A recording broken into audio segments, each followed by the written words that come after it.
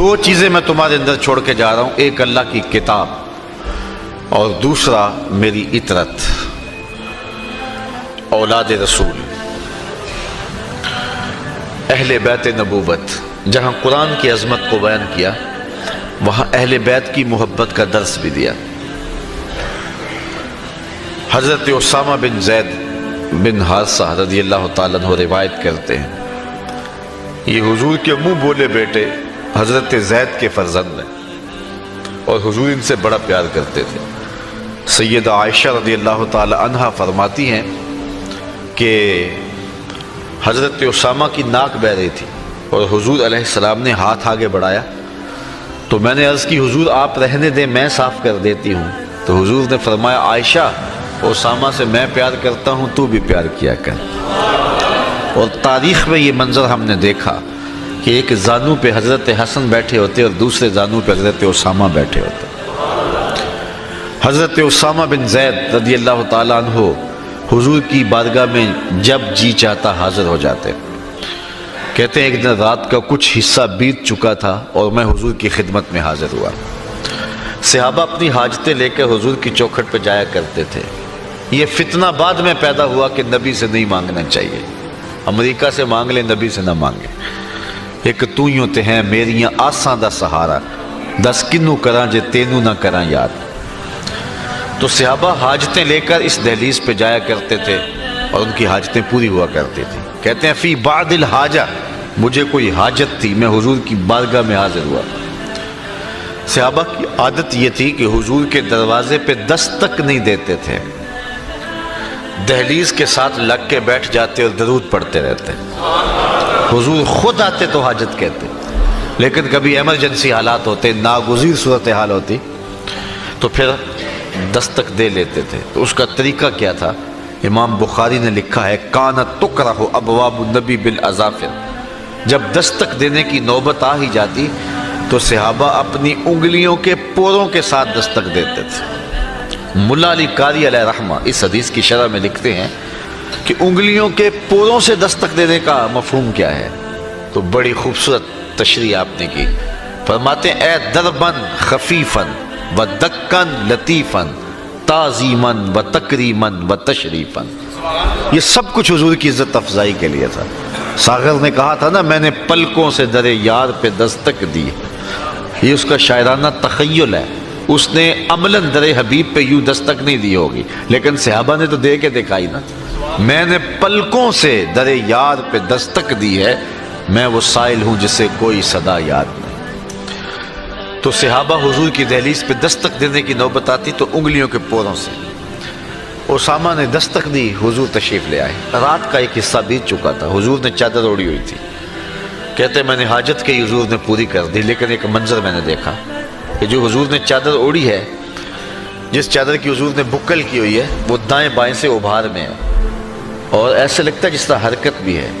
مجھ سے نہ رہا گیا، میں نے پوچھ لیا، میں نے کہا حضور چادر کے اندر کیا ہے؟ حضور نے کچھ بتلانے کے بجائے فکاشفہ، چادر کھول ہی دی۔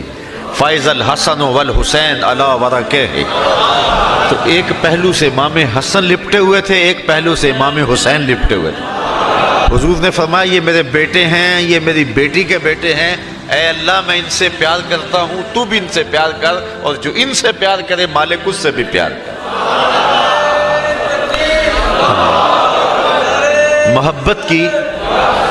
محبت کی دوسری داستان سنی۔ حضرت حذیفہ بن یمان رضی اللہ تعالیٰ عنہ صاحب و سر رسول اللہ، حضور کے رازدان۔ حضور نے جب راز کی بات کہنی ہوتی تو حضرت حذیفہ کو کہتے، اور صحابہ دیکھتے کہ کس جنازے میں حضرت حذیفہ شامل ہیں۔ جس جنازے میں حضرت حذیفہ شامل ہو جاتے بلا دھڑک شامل ہوتے کہ یہ کسی منافق کا جنازہ نہیں، مومن کا جنازہ ہے، چونکہ حضور نے ان کو بتایا ہوا تھا کہ مومن کون ہے اور منافق کون ہے۔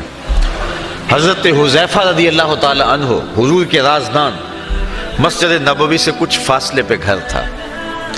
دن کی نمازوں میں تو حاضری ہوتی، لیکن شام کی نمازوں میں مسئلہ ہوتا، اس لیے کہ ماں بوڑھی تھی اور ماں کی خدمت ضروری تھی، اس لیے وہ حضور کی خدمت میں نماز کے لیے نہ آ پاتے۔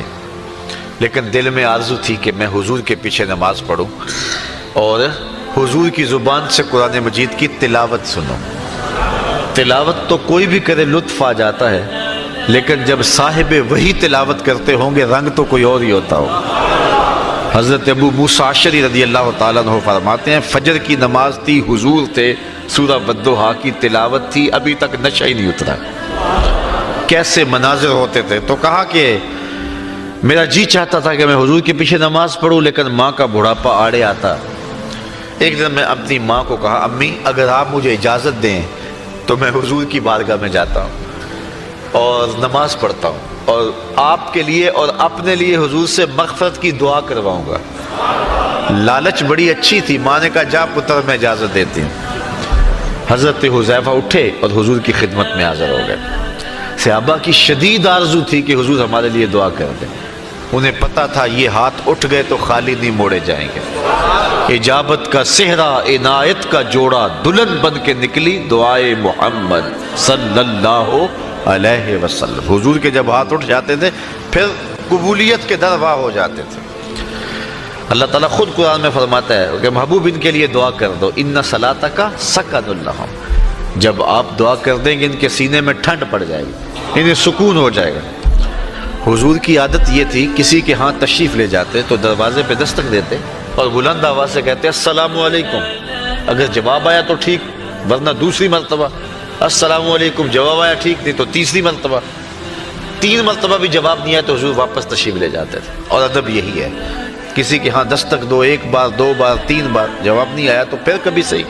کچھ لوگ تو دھرنا دے کے بیٹھ جاتے ہیں. اور یہ موبائل کا ادب اس سے سمجھنا چاہیے کہ 1 مرتبہ آپ بیل کریں، 2 مرتبہ کریں، 3 مرتبہ کریں، نہیں جواب آیا تو پھر صحیح. تو یہ نہیں ہے کہ آپ بار بار جو ہے وہ کرتے جائیں.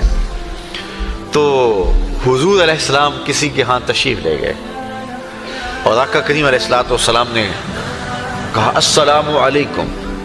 وہ صحابی گھر پہ ہی تھے، دروازے سے حضور کو دیکھا بھی، سوراخوں سے آواز بھی پہچانی، لیکن بلند آواز سے وعلیکم السلام نہیں کہا، دل ہی دل میں کہا وعلیکم السلام.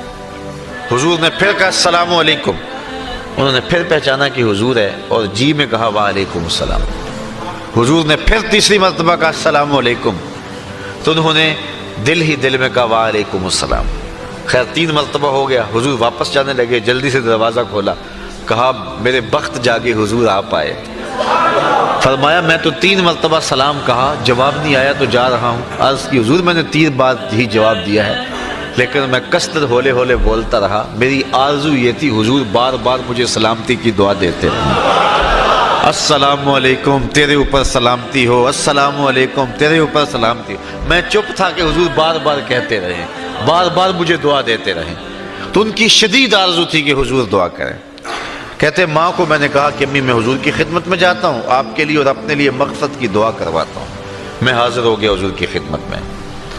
مغرب کی نماز پڑھی، سلام پھرا تو آرزو تھی کہ کوئی لمحے مل جائیں تو عرض کروں، لیکن ایسا حضور مشغول ہوئے عبادات میں کہ عشاء کی نماز کا وقت ہو گیا اور میں عرض نہ کر سکا. عشاء کی اذان پکاری جانے لگی. اس کے بعد حضور مصلی پہ آئے، نماز پڑھائی، سلام پھرا. اب میرا دل دھڑک رہا تھا کہ ماں سے تو 1 نماز کی چھٹی لے کے آیا تھا، نمازیں بھی 2 ہو گئی. ماں نے جاتے ہی پوچھنا ہے بیٹے میرے لیے اور اپنے لیے حضور سے بخشش کی دعا کروائی تھی؟ تو میں تو نہیں کروا سکا، ماں کو کیا جواب دوں گا. اب میں اس خیال میں تھا کہ کوئی ایک لمحہ مل جائے اور میں حضور سے عرض کر دوں حضور میرے لیے اور میری ماں کے لیے مغفرت کی دعا کر دیں، میں تو اسی لیے آیا ہوں. لیکن حضور اٹھے مصلی سے اور کاشان انور کی طرف چل دیے. جن لوگوں نے مسجد نبوی کی زیارت کی ہے نگاہوں میں منظر آ گیا ہوگا کہ مصلی سے حجرہ عائشہ کا فاصلہ کتنا ہے. تو حضرت حذیفہ کہتے جب حضور چلے نا تو غیر ارادی طور پہ میرے قدم بھی اٹھ گئے اور میں بھی حضور کے پیچھے چلنے لگا، اور قدم تھوڑے سے تیز ہو گئے تو آواز بھی پیدا ہو گئی. تو حضور نے فرمایا من ھذا، میرے پیچھے کون آ رہا ہے؟ پھر خود کہا حذیفہ تو نہیں.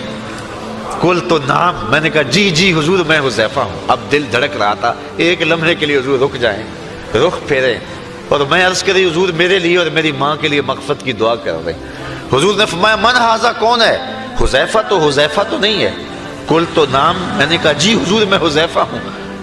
تو حضور نے فرمایا ما حاجتوں کا غفر اللہ لکا ولی امکا، اللہ تجھے بخش دے، تیری ماں کو بخش دے، کیا کام ہے، کس لیے آئے ہو؟